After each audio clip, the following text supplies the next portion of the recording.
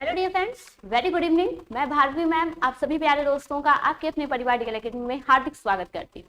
तो कैसे हो आप सभी लोग, मेरे सभी प्यारे साथी लोग कैसे हैं? I hope you will fit and fine. तो आज हम लोग अपनी क्लास को स्टार्ट करने जा रहे हैं। ये लास्ट चैप्टर है यूनिट फर्स्ट का और हमारा लास्ट लेक्चर भी है, जिसमें हम लोग इरेशनल फंक्शन का इंटीग्रेशन पढ़ रहे थे। कैसे हम लोग इरेशनल फंक्शन का इंटीग्रेशन करते हैं, मीन्स ऐसे फंक्शन जिनके पावर जो है वो भिन्नात्मक संख्याएं होती हैं, फ्रैक्शन के रूप में होता है।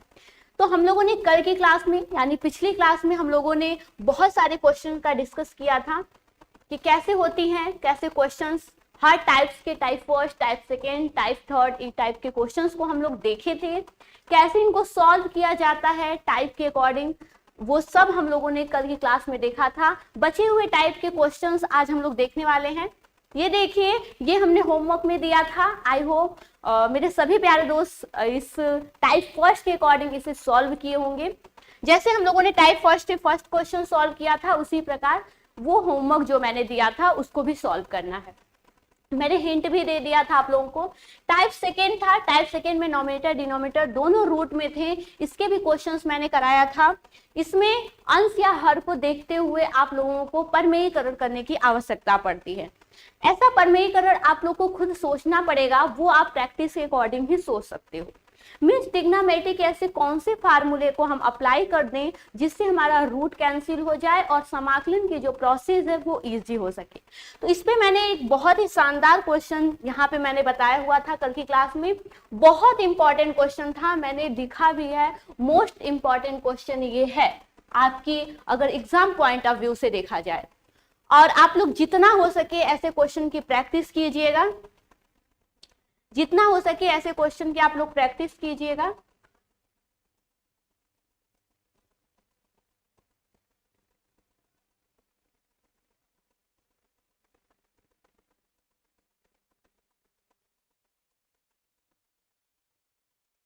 ठीक है, सब समझ में आ रहा होगा, कुछ ऐसा नहीं है।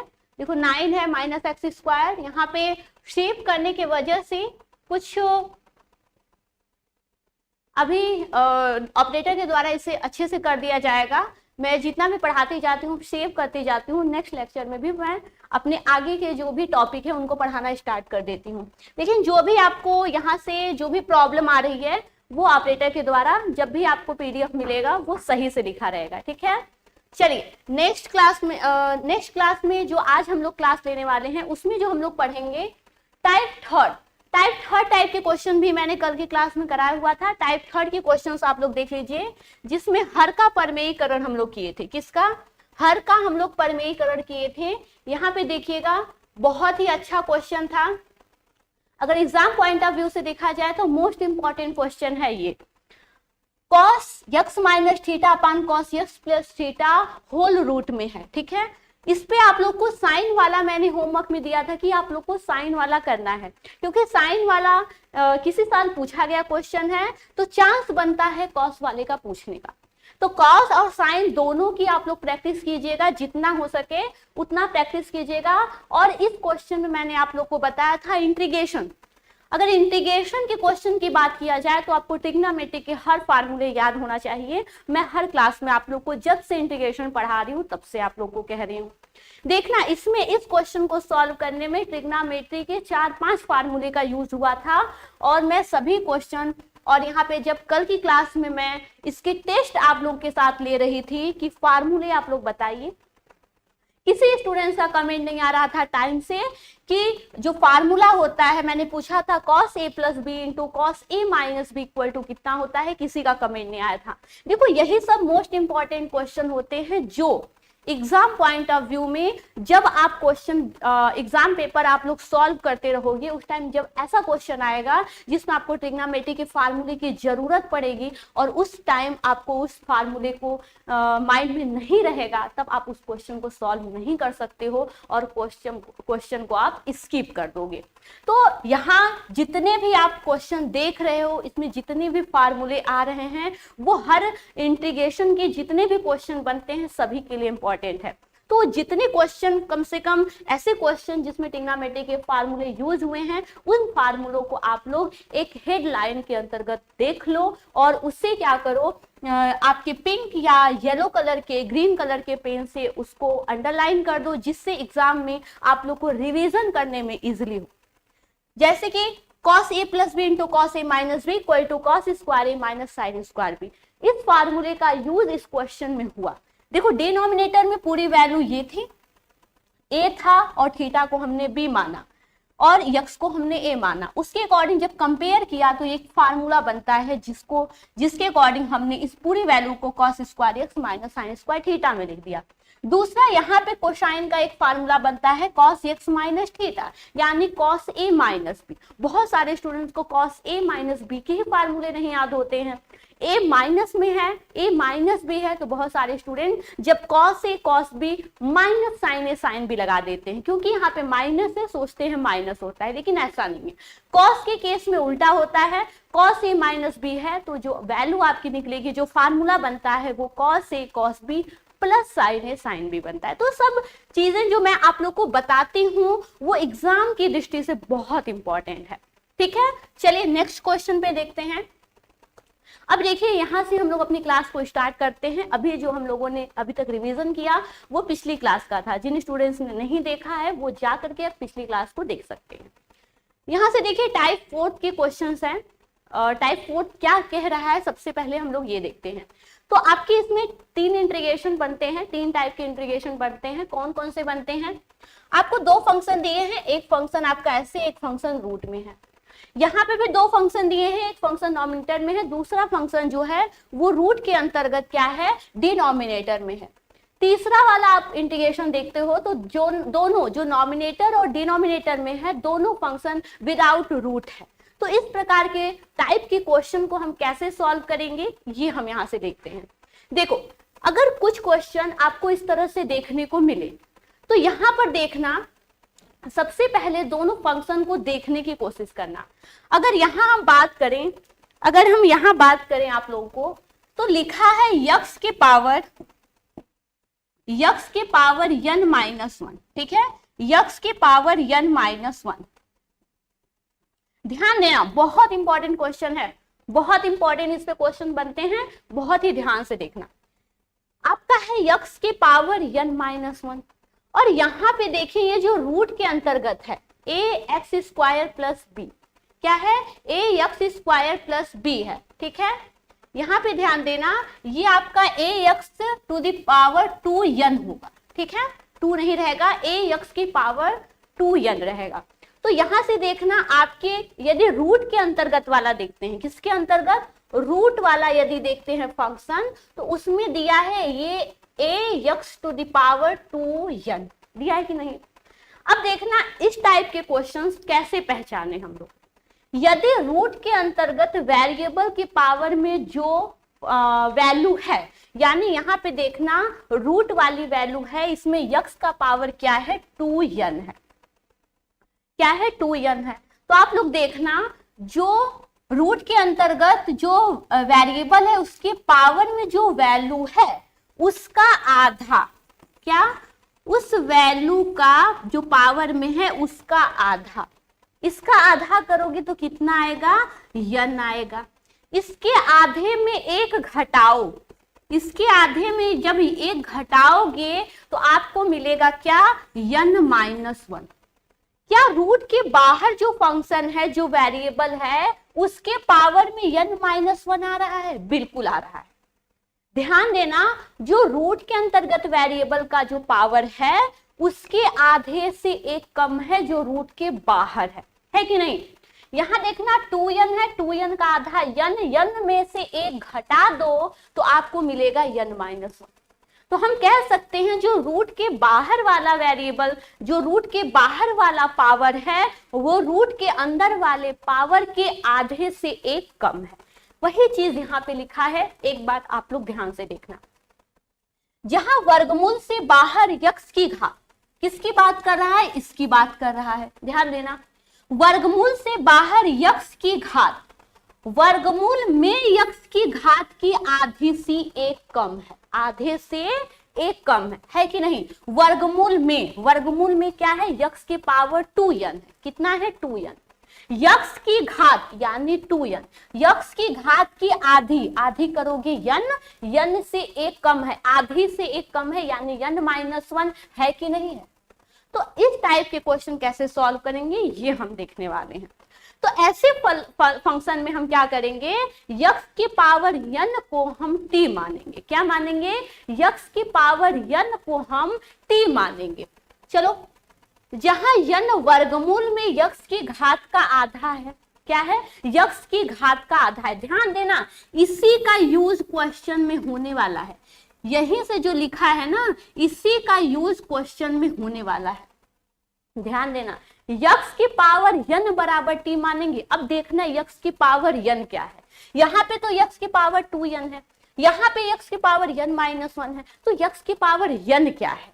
तो यक्स की पावर n जो है वो वर्गमूल में यक्स की घात का आधा है। ध्यान देना, वर्गमूल में यक्स की घात क्या है, 2 के पावर n, इसका आधा क्या n है कि नहीं। यानी हम यक्स के पावर n को क्या मानेंगे, t मानेंगे।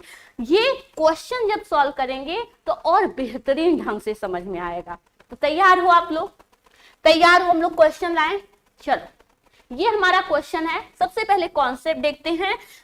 जितना क्वेश्चन है, मैं गारंटी देती हूं, जितना क्वेश्चन है यदि इस टाइप का है आप कर ले जाओगे। ऐसा कोई भी क्वेश्चन नहीं है जो हार्ड है, सारा का सारा क्वेश्चन आप लोग कर लोगे यदि एक क्वेश्चन को बहुत ही ध्यान से डीपली समझने की कोशिश करोगे और उसके कॉन्सेप्ट को माइंड में रखोगे तब। चलो देखते हैं।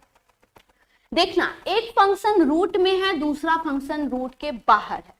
तो रूट के बाहर वाला जो यक्स का घात है, रूट के बाहर, यहां से देखना, रूट के बाहर क्या है, यक्स का घात, यक्स का घात 5/2 है। हमें क्या पता था, जो रूट के बाहर घात है यक्स का, वो रूट के अंदर वाले घात के आधे से एक कम होना चाहिए। किससे, रूट के अंदर वाली घात से आधे से एक कम रहना चाहिए। चलो, जो रूट में है उसके घात को देखते हैं। रूट में क्या है, यक्स की पावर 7 है कि नहीं। रूट में क्या है, यक्स की पावर 7 है। चलो देखते हैं कि रूट के बाहर वाला जो घात है वो रूट के घात के आधे से एक कम है कि नहीं है। यदि हो जाता है तो उसी कॉन्सेप्ट से टाइप 4 से हम क्वेश्चन को सॉल्व करेंगे। तो क्या है, रूट में यक्स के पावर 7 है। चलो इसका आधा करते हैं। आधा क्या हो जाएगा, आधा हो जाएगा आपका जो पावर है, पावर 7 है, 7 का आधा हो जाएगा 7/2। ध्यान देना, 7/2 एक कम है, यानी इसमें से एक घटाओगे तो आपको क्या मिलेगा, 5/2। और रूट के बाहर वाली यक्स का घात क्या है, 5/2 है। यानी हम कह सकते हैं जो रूट के बाहर यक्स का घात है वो रूट के अंदर वाले यक्स के घात के आधे से एक कम है कि नहीं। अब क्या कहा है, अब कहा है, यहां से देखना, जब ऐसे टाइप के क्वेश्चन मिले तो यही से, यही मेन है आपका, यही मेन है आपका, ये वाला पॉइंट मेन है। यक्स की पावर n बराबर t मानते हैं। किसको, यक्स बराबर n को t मान, x to the power n को t मानते हैं, न कि रूट के अंदर वाले जो वेरिएबल है उसके घात को, उस पूरे वेरिएबल घात सहित हम t मानते हैं। ऐसा नहीं है, हम यक्स की पावर n को t मानते हैं। और यक्स की पावर n क्या है, वर्गमूल में जो यक्स का घात है उसका आधा है। क्या है, वर्गमूल में यक्स की घात का आधा है। चलो देखते हैं यहां से, तो हम क्या मानेंगे, किसको मानेंगे। यहां से क्वेश्चन को सॉल्व करने के लिए, क्वेश्चन को सॉल्व करने के लिए हम किसको t माने, क्वेश्चन को सॉल्व करने के लिए हम किसको t मानेंगे, रूट के अंदर जो यक्स है उसके घात के आधे को। क्या है, यदि घात की बात किया जाए तो क्या मिलेगा, यक्स के पावर 7/2 को हम t मानेंगे। मानेंगे कि नहीं? हम x की पावर 7 को नहीं मान रहे हैं, रूल के अकॉर्डिंग, कॉन्सेप्ट के अकॉर्डिंग, टाइप जो दिया है उसके अकॉर्डिंग हम जो रूट के अंदर x का घात है उसके आधे को हम t मानेंगे, x की घात के आधे को हम t मानेंगे, यानी x के पावर 7/2 को, न कि x के पावर 7 को, ठीक है, उसके पावर का आधा कर देना। तो पावर 7 है, उसका आधा 7/2, यानी x के पावर 7/2 को हम क्या मानेंगे? t मानेंगे। तो यहां से देखना, जब बोथ साइड, अब t मान लिए, x का फंक्शन है t में मान लिए, यानी डिफरेंशिएशन हम x के सापेक्ष कर रहे हैं फॉर इंटीग्रेशन, अब हम इंटीग्रेशन t के सापेक्ष करेंगे। तो अब जरूरी है कि हम इस x को t माने, यानी t के सापेक्ष करें, तो dx को dt में चेंज करना होगा, जिसके लिए हम बोथ साइड क्या करेंगे? बोथ साइड हम डिफरेंशिएशन करेंगे। करेंगे कि नहीं करेंगे? जब बोथ साइड में हम डिफरेंशिएशन किए तो याद रखना क्या होता है, याद करना, x के पावर n का जो डिफरेंशिएशन होता है, n x के पावर n-1 होता है, ठीक है, n x के पावर n-1 होता है। इसके अकॉर्डिंग क्या हो जाएगा? इसके अकॉर्डिंग देखा जाए तो ये आपका हो जाएगा ये आपका हो जाएगा 7/2, x के पावर 7/2 -1 होगा कि नहीं? -1 इक्वल टू dt/dx हो जाएगा। अगर यहां बात किया जाए तो x के पावर ये क्या हो जाएगा? 5/2 हो जाएगा कि नहीं? तो 5/2 dx को हम इधर ला देते हैं, तो राइट हैंड साइड में क्या हो जाएगा? ये 7/2 है, राइट साइड में जाएगा तो 2/7 हो जाएगा, और यहां से क्या हो जाएगा? dt हो जाएगा। क्या हो जाएगा? dt हो जाएगा। अब यहां ध्यान देना, जो नॉमिनेटर की वैल्यू है, यानी जो x के पावर 5/2 और dx है, उस टोटल वैल्यू को हम t के फॉर्म में क्या लिखेंगे? 2/7 dt लिखेंगे। और रूट में 4 + 2x के पावर 7 को हमने इसके अकॉर्डिंग t माना है। तो अब ध्यान देना, अब यहां से एक चीज और ध्यान देना, क्या ध्यान देना? हमने माना है यहां से x की पावर 7/2 को हमने t माना है कि नहीं? लेकिन यहाँ पे जब हम वैल्यू पुट करेंगे तो हमें तो दिख रहा है x के पावर 7, यदि यहाँ से देखें तो x के पावर 7 की ये वैल्यू क्या हो जाएगी? t के फॉर्म में ये हो जाएगी t²। बिल्कुल बेसिक चीज है। जब इसका पावर राइट हैंड साइड में जाता है तो वो व्युत्क्रम में हो जाता है, अपोजिट हो जाता है। जैसे यहाँ पे x के पावर 7/2 था, यदि टोटल को हम ले जाते तो t के पावर 2/7 होता, लेकिन हमने सिर्फ 2 को ले गए क्योंकि x के पावर 7 हमें चाहिए। तो x के पावर 7 की वैल्यू क्या हो जाएगी? t² हो जाएगी। चलो अब यहां से हम क्या करते हैं? क्वेश्चन में चलते हैं। अब हम क्या करते हैं? क्वेश्चन में चलते हैं।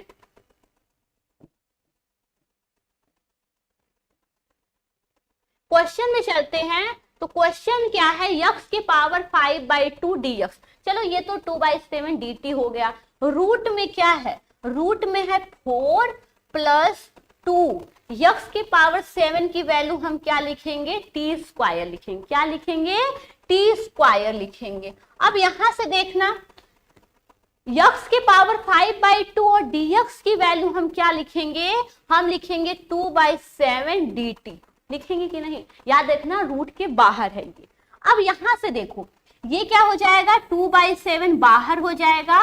यहां से ध्यान देना, यदि यहां पे देखें तो हम √2 को क्या करें? √2 को हम बाहर ले। किसको? √2 को हम बाहर ले तो हमें क्या मिलेगा? यहां से हमें मिल जाएगा, यहां से हम किसको? हाँ, √2 को बाहर लेंगे। जब √2 को बाहर लेंगे तो हमें मिलेगा 2 + t² मिलेगा कि नहीं मिलेगा? ध्यान देना, यहाँ पे 4 + 2 है, 2 को हमने कॉमन लिया तो अलग से मल्टीप्लाई करेंगे तो √2 हो जाएगा। तो √2 क्या है? कांस्टेंट है। अब कांस्टेंट को हम क्या कर लेंगे? इंटीग्रेशन के बाहर निकाल लेंगे, और यहां से क्या बचा? dt बचा। चलो प्रोसेस को और थोड़ा स्टेप को बढ़ाते हैं अपने। √2 को हमने बाहर ले लिया, 2√2/7 हो गया। अब इंटीग्रेशन कितना?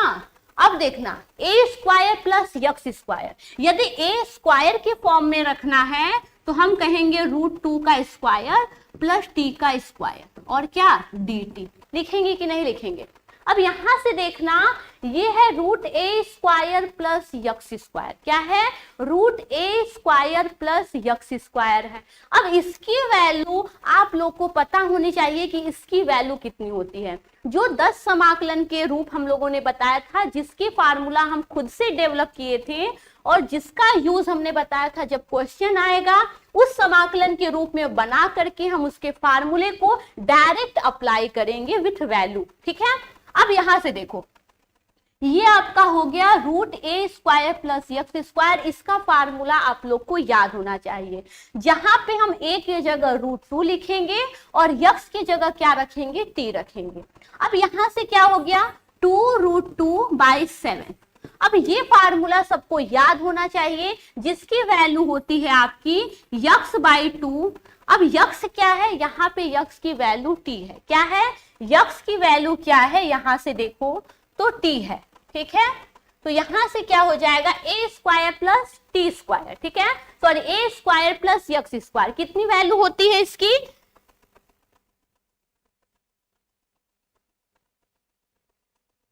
सही है, बिल्कुल। यहां पे देखना, t/2 हो जाएगा, x/2 होता है तो t/2 हो जाएगा। और यहां से क्या हो जाएगा? रूट। अब टोटल वैल्यू को रख दो 2 प्लस t²। क्यों? क्योंकि a² प्लस यक्स स्क्वायर को रखा जाता है, जिसकी वैल्यू 2 प्लस t² है। ठीक है? डायरेक्ट मैंने लिख दिया। प्लस क्या होता है? प्लस होता है a²/2। a क्या है? यहां से √2 है, √2 का स्क्वायर क्या हो जाएगा? 2 हो जाएगा। तो a²/2 यानी 2/2 हो जाएगा। होगा कि नहीं? मैंने डायरेक्ट क्या किया? a की जगह √2 का स्क्वायर यानी 2, तो 2/2 लिख दिया। चलो लिख दो, √2 का स्क्वायर ही लिख दो। ठीक है? एक स्टेप बढ़ा लो। और log x plus √x² plus a²। तो यक्स क्या है? t है, प्लस रूट में क्या आ जाएगा? 2 प्लस t² आ जाएगा। ठीक है? यहां से देखना, इंटीग्रेशन का प्रोसेस खत्म हुआ। इंटीग्रेशन का प्रोसेस खत्म हुआ, हम एक कांस्टेंट को ऐड कर देंगे। नेक्स्ट चैप्टर में हम कांस्टेंट को ऐड नहीं करेंगे, क्योंकि नेक्स्ट चैप्टर जो होने वाला है वो आपका निश्चित समाकलन यानी फाइनाइट इंटीग्रेशन होगा, जिसमें आपको उस निश्चित एरिया या कहें उस निश्चित सीमा की वैल्यू आपको पता रहेगी। उस निश्चित सीमा के अंदर ही आपको इंटीग्रेशन करना होगा। चलो, तो वहां पर कांस्टेंट की जरूरत, एक स्थिरांक की जरूरत नहीं पड़ती है। अब देखो, t की वैल्यू, ओरिजिनल वैल्यू क्या है, उस वैल्यू को रखेंगे। तो t की वैल्यू क्या थी? याद करना, हमने x के पावर 7/2 को t माना था। किसको? x की पावर 7/2। तो यहां से हो जाएगा 2√2/7।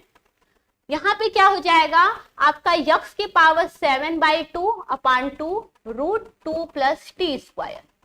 प्लस यहां से 2/2 कैंसिल हो जाएगा। लॉग t की वैल्यू x के पावर 7/2 प्लस √2 प्लस x की वैल्यू क्या? x देखो t² है, ध्यान देना। यहां से यहाँ पे क्या है? t² है। यहाँ पे भी देखो t² की वैल्यू हम रखेंगे, तो t² की वैल्यू क्या हो जाएगी? देखो t की वैल्यू x के पावर 7/2 है, लेकिन t² की वैल्यू कितनी होगी? x के पावर 7 होगी। ध्यान देना, मैंने वहां पे निकाला हुआ था x के पावर 7 की वैल्यू t²। तो t² की जगह हम x के पावर 7 लिखेंगे।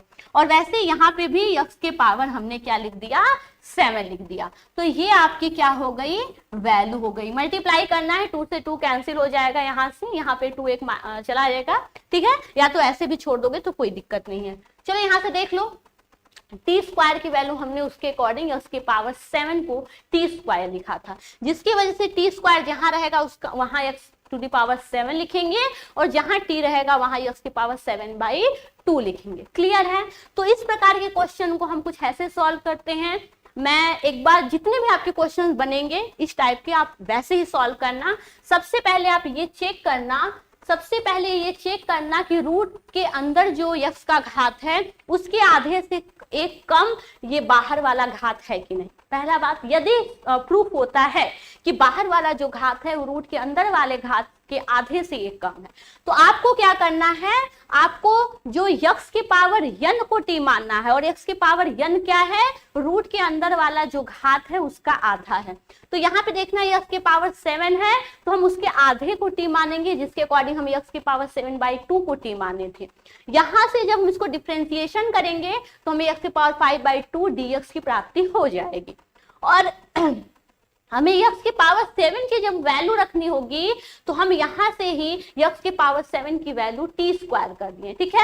यहाँ से घात इधर गया तो इसके ऊपर चढ़ गया, तो x की पावर 7 की वैल्यू t स्क्वायर, जिसमें हम क्वेश्चन में वैल्यू को पुट किए। प्रतिस्थापन करने के बाद हम जब वैल्यू को पुट किए तो आपको एक फार्मूला बनता है a square plus x square, root में a square plus x square का फार्मूला बनता है, जिसके अकॉर्डिंग आपकी जो वैल्यू होती है x/2 root a square plus x square plus a square by 2 log x plus root a square plus x square. ये फार्मूला आपको याद होना चाहिए, ठीक है, ये फार्मूला आपको याद होना चाहिए। किसी को स्क्रीनशॉट लेना है तो जल्दी से स्क्रीनशॉट ले लो, आप लोग जल्दी से स्क्रीनशॉट ले लो।